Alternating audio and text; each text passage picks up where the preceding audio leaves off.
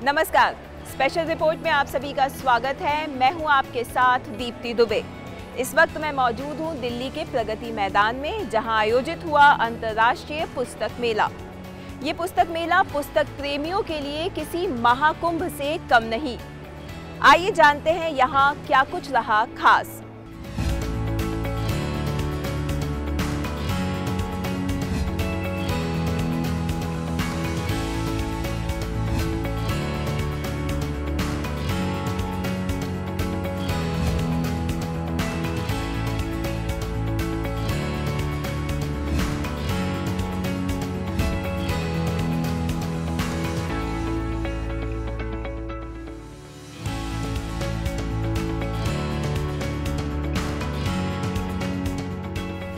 ये है किताबों का मेला।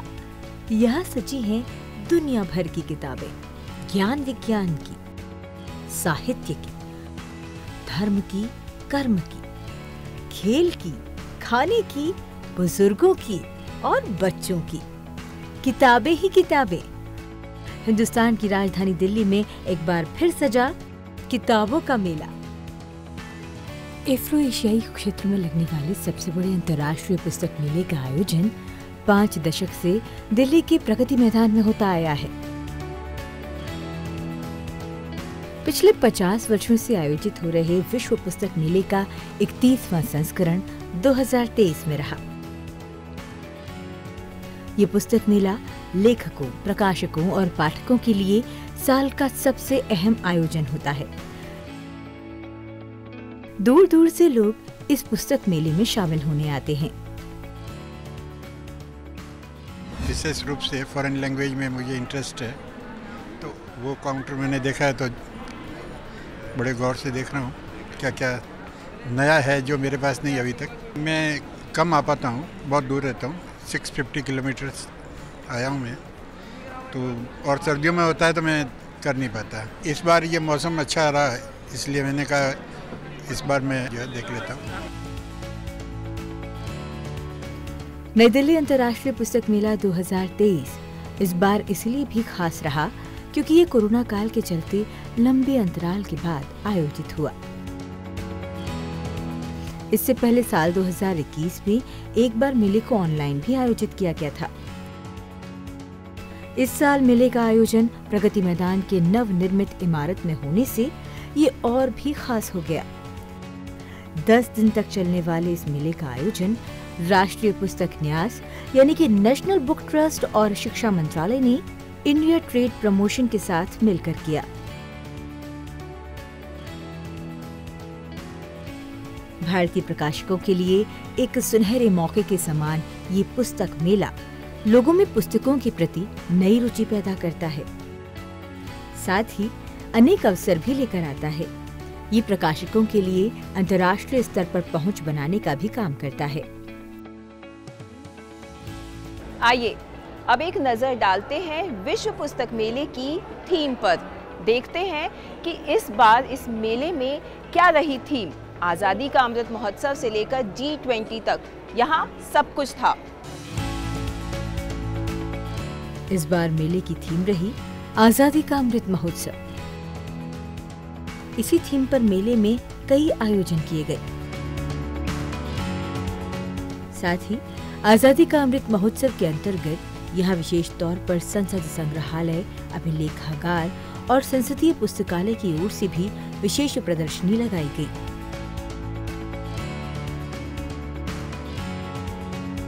इस प्रदर्शनी में भारतीय संविधान के निर्माण की प्रक्रिया को दर्शाया गया। मेले में पहुंचे लोगों ने देश के संविधान निर्माण को समझने में काफी रुचि दिखाई। इस बार भारत G20 की अध्यक्षता कर रहा है। इसे लेकर देश के कोने कोने में तैयारियां चल रही हैं, तो भला दिल्ली का वर्ल्ड बुक फेयर इससे कैसे अलग रह सकता था। मेले में G20 का भी एक अलग पवेलियन था। विश्व पुस्तक मेला इस बार बच्चों के लिए भी बेहद खास रहा। यहाँ कई प्रकाशक अपनी पुस्तकों के साथ पहुँचे जो खास तौर पर थी बच्चों के लिए। इसके साथ ही यहाँ पर कई स्टोरी टेलिंग सेशंस भी हुए, जहाँ बच्चों ने सुनी कई बहुत ही सुंदर कहानियाँ।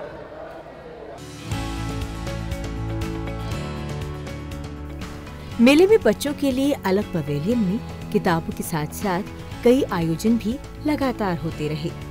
बच्चों को सबसे ज्यादा मजा आया कहानियां सुनने में।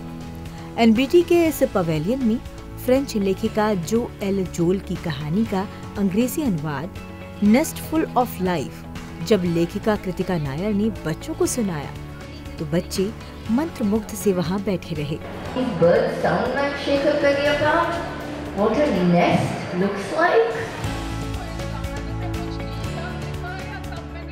वहीं इस पवेलियन में साहित्य अकादमी के बाल साहित्य पुरस्कार से सम्मानित जानी मानी लेखिका क्षमा शर्मा ने भी कहानी सुनाई।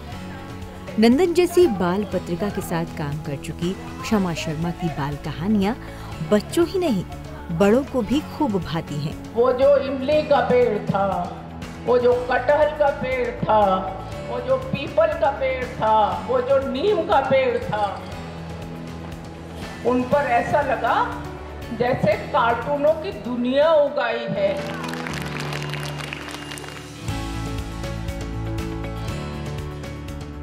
मेले में शिक्षा मंत्रालय की ओर से न सिर्फ स्कूली और कॉलेजों के बच्चों ने हिस्सा लिया बल्कि यहाँ शिक्षकों के लिए भी पाठ्यक्रम से संबंधित कई अहम पाठ्य पुस्तकें उपलब्ध रहीं।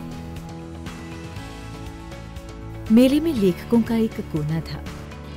लेखकों के इस कोने में लेखक पाठकों से मिल रहे थे।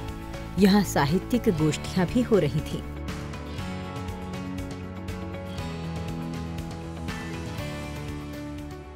इस पुस्तक मेले में हम मिले कुछ पाठकों से, कुछ प्रकाशकों से और कुछ लेखकों से। आइए बताते हैं आपको किसने क्या कहा। मेले में आए प्रकाशक अपने साथ न सिर्फ कालजयी लेखकों की पुस्तकों को साथ लेकर आए बल्कि नए लेखकों की पुस्तकें भी उन्होंने पाठकों के सामने पेश की। हम पहुंचे मेले की शुरुआत से यहाँ लगने वाले ऐसे ही एक और स्टॉल पर। हिंदी अकादमी दिल्ली के स्टॉल पर आकर हमने अनुभव किया कि किस तरह लोग साहित्य के क्षेत्र में अनवरत काम कर रहे हैं। हिंदी अकादमी जब से विश्व पुस्तक मेले का आयोजन किया जा रहा है तब से इसका हिस्सा बनता आ रहा है और लगातार बनता भी रहेगा, ऐसी आशा की जाती है। और इसमें हम अपने जितने भी प्रकाशन हैं उन सब को प्रस्तुत करते हैं। उन सब की बिक्री के लिए हम पुस्तकें यहाँ पर दिखाते हैं, लोग देखते हैं और उन पुस्तकों को ले जाते हैं यहाँ से। हमारे अपने इंद्रप्रस्थ भारती एक पत्रिका प्रतिमाह छपती है, उसका भी हम यहाँ पर सब्सक्रिप्शन के लिए लोगों को आमंत्रित करते हैं और लोग हमारी पुस्तिकाओं को देखते हैं कि इनमें क्या है और नई नई चीज़ों को देखकर। और इंद्रप्रस्थ भारती हमारी विशुद्ध साहित्यिक पत्रिका है जिसका प्रदर्शन और जिसका प्रचार प्रसार हम यहाँ करते हैं। और ये जो पत्रिका है ये साहित्य के क्षेत्र में अग्रगण्य पत्रिका है। यहाँ युग निर्माण साहित्य प्रदर्शनी जैसे स्टॉल भी थे जहाँ उपलब्ध किताबें सस्ती और कॉपीराइट मुक्त थी। इस मेले में हम कई युवा प्रकाशकों से भी मिले। हमने उनसे उनके नए उपक्रमों और सोच से जुड़ी बातें की। मानव कौल की तितली है, गीत चतुर्वेदी का सिम सिम है, एक राहगीर हैं बहुत प्रसिद्ध युवा लेखक हैं, उनकी एक किताब है आहिल।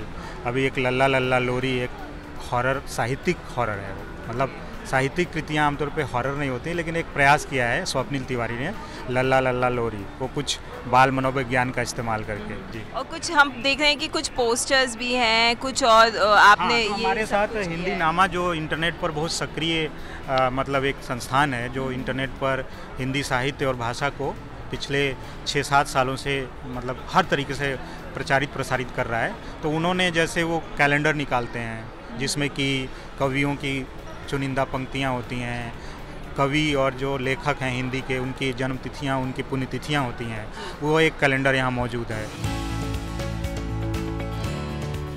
हिंदी प्रकाशन के क्षेत्र में नवाचार कर रहे प्रकाशन कई नए और सामाजिक विषयों को चुनकर उनसे जुड़ी पुस्तकें प्रकाशित कर रहे हैं।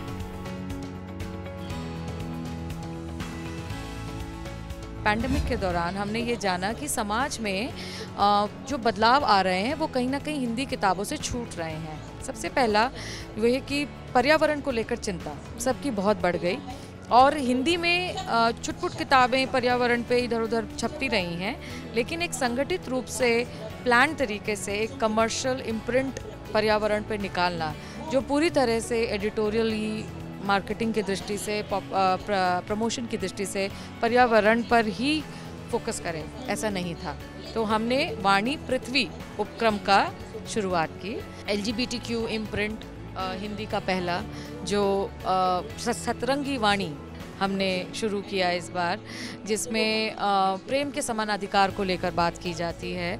इसमें किंशुक गुप्ता का पहला कहानी संग्रह ये दिल है कि चोर दरवाज़ा प्रकाशित हुआ है, और रेनबो लिटरेचर फेस्टिवल के साथ हमने एक पुस्तिका प्रकाशित कर रहे हैं जिसका नाम है सतरंगी भाषा, जिसमें वह लोग जो अपने आप को स्त्री या पुरुष के वाटर टाइट कंपार्टमेंटलाइजेशन से दूर मानते हैं, उनको संबोधित करने के लिए क्या सही शब्दावली है हिंदी में, उसका समीकलन किया गया है। मुझे लगता है ये हिंदी में पहला ऐसी पुस्तक है, क्योंकि समाज में विषमताएं बहुत बढ़ रही हैं, और रेनबो फेस्टिवल, रेनबो परेड, ये सारे मूवमेंट्स हमारे अपने हैं।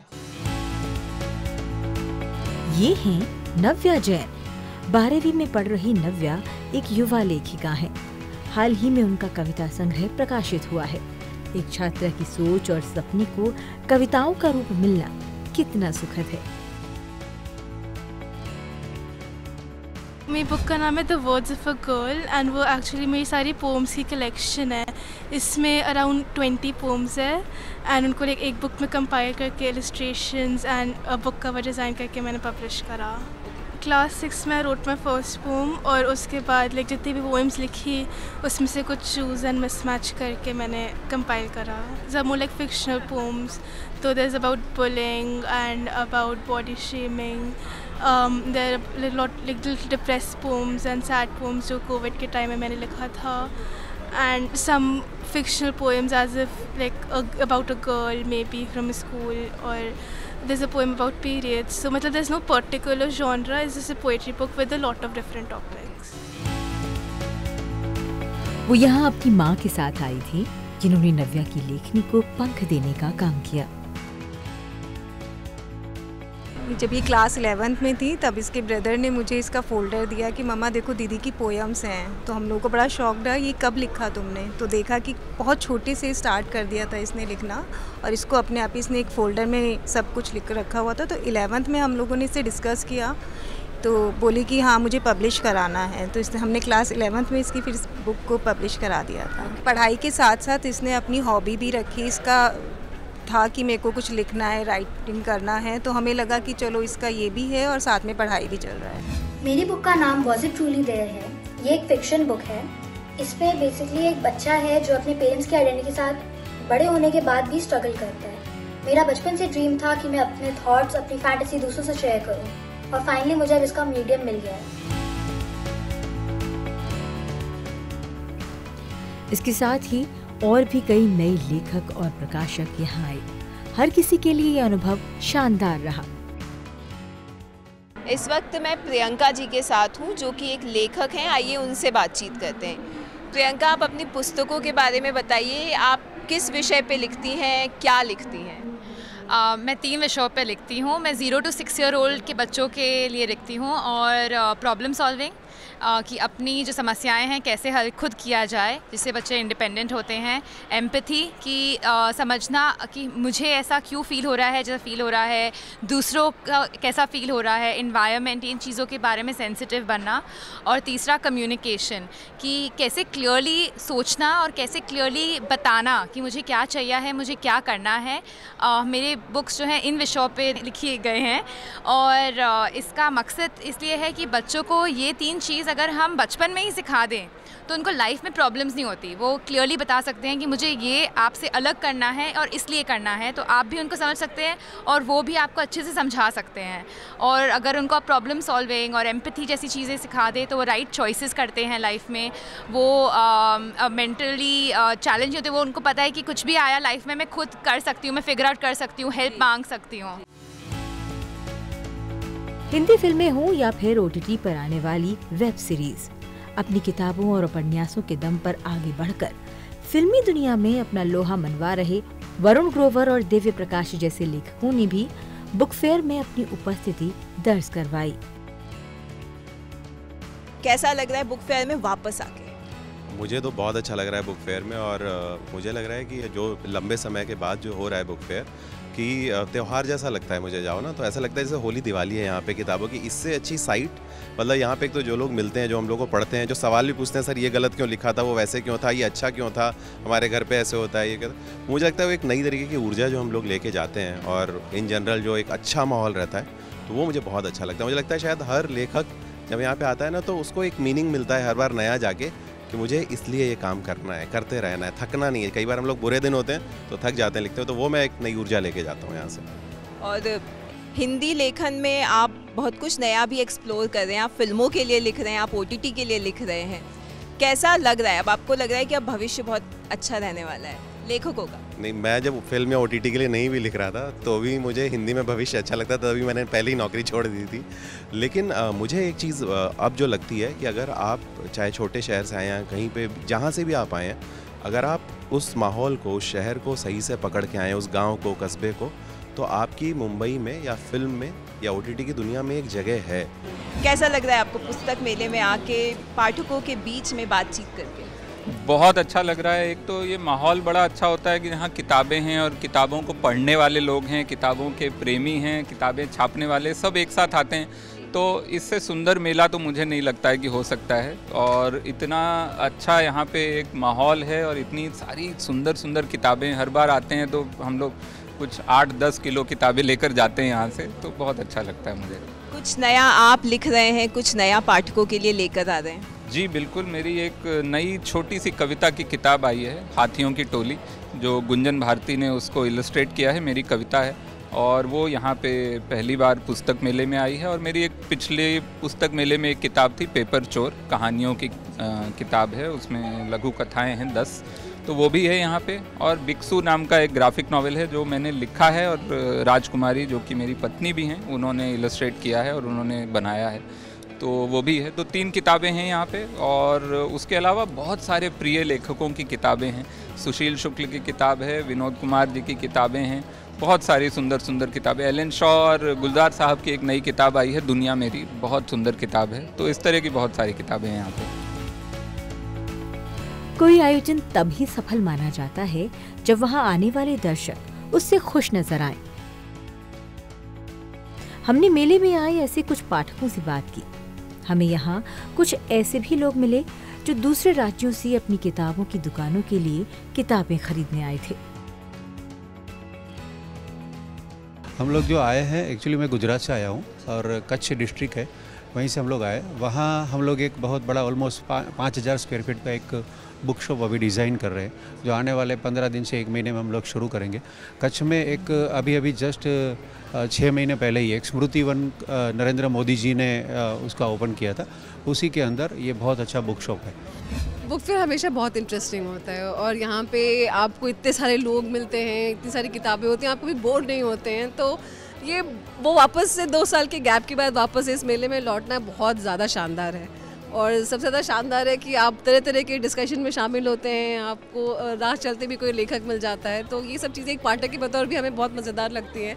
इसलिए बुक फेयर तो हमेशा होते रहना चाहिए और हम इंजॉय कर रहे हैं यहाँ पे। आज ये सारे स्टॉल्स में हम घूम रहे हैं, डिस्कशंस में पार्टिसिपेट कर रहे हैं, तो मज़ा आ रहा है। बहुत ही अमेजिंग है क्योंकि ये स्कॉलरों के बीच में हम हैं इस समय। मतलब जितनी भी किताबें देखिए वो स्कॉलर ही हैं और स्कॉलरों के बीच में रह के अपने आप को समझना कि अपने आप को तुच्छ से समझ के कुछ सीख ही हमेशा मिलती है। हर किताब को देखना, टाइटल देखना, समझना, एक तरीके से समझिए कि यह एक तरीके का विंडो है जिसे हम पूरे संसार को देखते हैं। बुक फेयर इस प्रकार का है। बहुत अच्छा है और एक्सप्लोर करने वाली बहुत सारी बुक्स हैं, अच्छी और इंटरेस्टिंग बुक्स हैं। मैं और मेरे हस्बैंड ही हमें यहाँ इसको लेकर आए हैं कि हम मोबाइल और गैजेट्स की दुनिया से दूर लेकर आएँ और बुक्स की तरफ हम थोड़ा सा इन लोगों को प्रेरित करें कि ये हमारी books are best friends actually. मेरा मेनली फोकस ये है कि बच्चे के लिए कुछ मिल जाए, तो किड्स बुक्स पे मेरा ज़्यादा फोकस है। इंटरनेशनल भी और कुछ इसे आर्ट रिलेटेड बुक्स भी है जो ये देखना चाह रही है। अच्छा है, अभी 2 साल के बाद ये लगा है, 2 साल से कोविड में नहीं लग रहा था, तो हम हर साल आते हैं, तो इस बार जो लगा है तो अच्छा है कि एक नई चीज़ों को जानने का मौका मिल रहा है और जो हम लोगों को बुक्स मिल रही हैं वो अपडेटेड मिल रही हैं 2 साल के बाद। इस बीच हमने देखा एक अनोखा स्टॉल जहां लोग न सिर्फ किताबें देख पढ़ और खरीद सकते थे बल्कि यहाँ वो उन्हें पॉडकास्ट के रूप में पढ़ भी सकते थे। वो कहती हैं कि ये बातें सुनकर और याद कर दोहराने का काम तो तोते करते हैं। बच्चे आएंगे, अपनी कहानियाँ, अपनी कुछ नए किस्से यहाँ पर रिकॉर्ड करेंगे और हमारे पास भी बहुत सारी ऐसी चीज़ें होंगी कि हम बाकी बच्चों के साथ उन्हें शेयर कर सकें अपने सोशल मीडिया प्लेटफॉर्म्स पर। और बहुत से बच्चे हमसे जुड़े, हमारे ऐप को डाउनलोड करें, इंस्टॉल करें और उसमें अपने सारे जिसके पास जितना टैलेंट है वो बस अपना टैलेंट बिखेरता रहे। ये मेला बढ़ते पुस्तक उद्योग के लिए कई अवसर लेकर आता है। ये प्रकाशकों के लिए अंतर्राष्ट्रीय स्तर पर पहुंच बनाने का भी काम करता है, तो विदेशी साहित्य को भी भारत के पाठकों तक पहुंचाता है। नई दिल्ली अंतर्राष्ट्रीय पुस्तक मेले में फ्रांस सम्मानित अतिथि देश के रूप में शामिल हुआ। इस पवेलियन में न सिर्फ फ्रांसीसी भाषा की पुस्तकें लोगों के लिए मौजूद थी, बल्कि लोग फ्रांस को महसूस कर सकें, इसलिए इस पवेलियन की सजावट भी कुछ ऐसे ही की गई थी।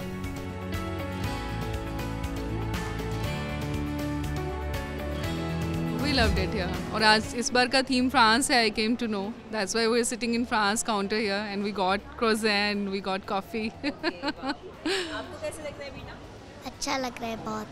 तो आपने कौन-कौन सी बुक्स खरीदी? मैंने बहुत सारी अच्छी बुक्स खरीदी और कुछ मैंने बर्ड्स के बारे में इंसाइक्लोपीडिया के कुछ बुक्स खरीदी हैं और कुछ बैजेस लिए हैं जैसे ये वाला।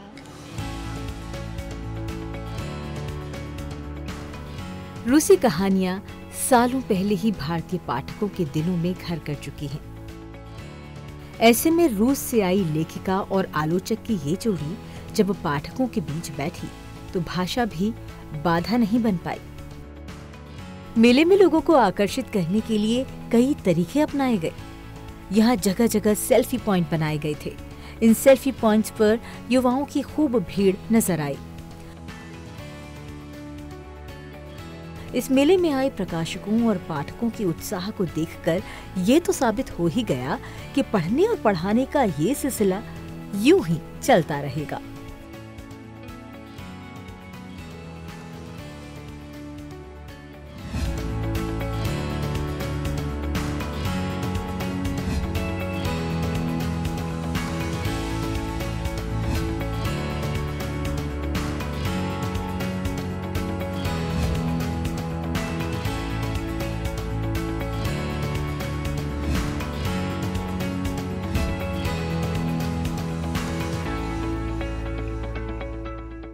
प्रधानमंत्री नरेंद्र मोदी ने कहा है कि जब नागरिक पढ़ते हैं तो देश उन्नति करता है।